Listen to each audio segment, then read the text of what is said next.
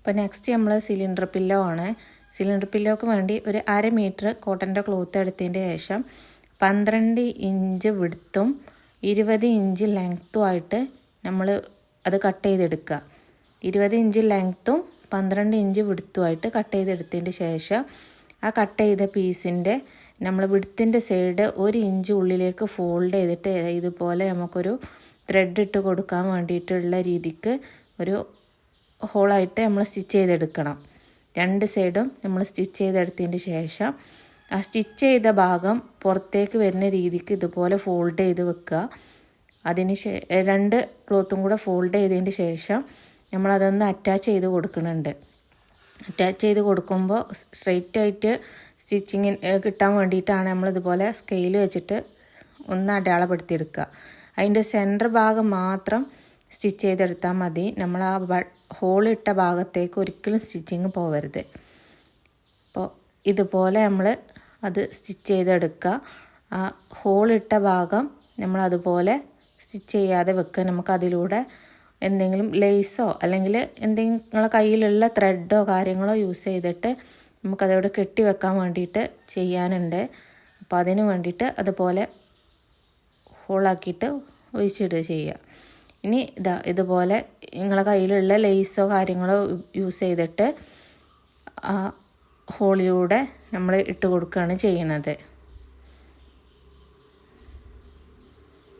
അപ്പോൾ ഫസ്റ്റ് ഒരു സൈഡ് ഇട്ട് കൊടുത്തിട്ട് അത് നല്ലവണ്ണം കെട്ടുക. പിന്നെ മറ്റേ സൈഡിലൂടെ ജസ്റ്റ് ഒന്ന് ഇതുപോലെ ലേസ് വെച്ച് കൊടുത്തിട്ട് അതിലൂടെ വേണം നമ്മൾ ഫില്ല് ചെയ്തെടുക്കാൻ. അപ്പോൾ ഇത് നമുക്ക് നല്ലവണ്ണം കെട്ടി വച്ചതിന് ശേഷം മറ്റേ ഭാഗത്തും കൂടെ നമ്മൾ ആ ഹോളിലൂടെ ലേസ് ഇട്ട് കൊടുക്കുക.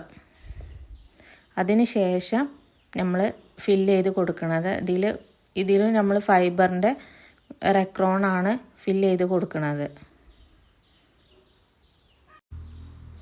അപ്പോൾ ഇതുപോലെ അതും കട്ട് ചെയ്തെടുത്തതിന് ശേഷം ഇത് നമ്മൾ കെട്ടരുത്. അപ്പോൾ നമ്മളിതിന് ഇതിലേക്ക് ഫില്ലിങ് ചെയ്യാണ് ചെയ്യണത്. അപ്പോൾ അത് മൊത്തത്തിൽ ഫില്ല് ചെയ്തെടുക്കുകയാണ്.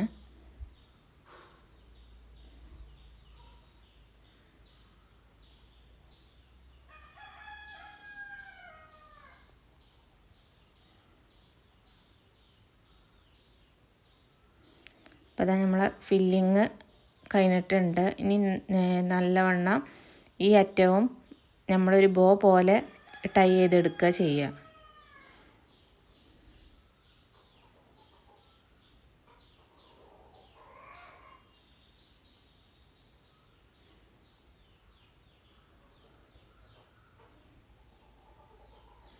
അപ്പോൾ ഇത് നമുക്ക് ബെഡിൻ്റെ കൂടെ കുട്ടികളുടെ സൈഡിൽ വെച്ച് കൊടുക്കാൻ വേണ്ടിയിട്ട് നമുക്കിത് യൂസ് ചെയ്യാം. അപ്പോൾ ഇതാണ് സിലിണ്ടർ പില്ലോൻ്റെ മെഷർമെൻറ്റ്. അപ്പോൾ നോർമൽ പില്ലോയും സിലിണ്ടർ പില്ലോയും നമ്മൾ ഈ ക്ലാസ്സിൽ പഠിച്ചിട്ടുണ്ട് കേട്ടോ.